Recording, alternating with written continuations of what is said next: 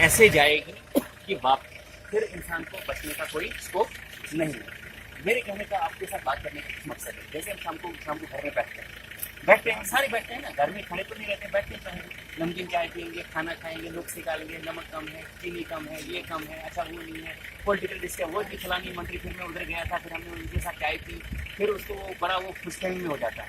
लेकिन क्या हमने कभी जो ये हमारी चीज़ें जान ले रही हैं उनके बारे में हमने कभी बात की?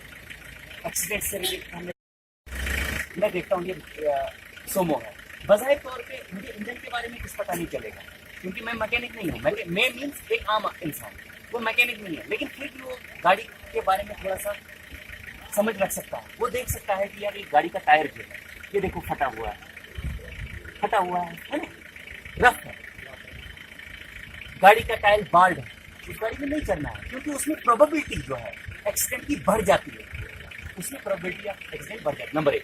नंबर 2, ये ड्राइवर जो है, ये कहीं शीशे में पीछे तो नहीं देख रहा है, किसी को तो नहीं देख रहा है, इसकी अटेंशन डाइवर्ट तो नहीं हो रही है, ये अपनी गर्लफ्रेंड से बात तो नहीं कर रहा है, उसके चक्कर में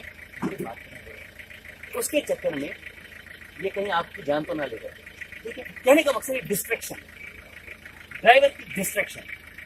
आप गाड़ी में बैठे हैं, इसका मतलब ये नहीं कि आपने सब कुछ घोड़े बेच के सो जाना है, आपने देखना है ये गाड़ी वाला कैसे चल रहा है, क्योंकि आपकी लाइफ रिस्क पे है, ये ट्रेन हॉरिबल है, ये ट्रेन खतरनाक है।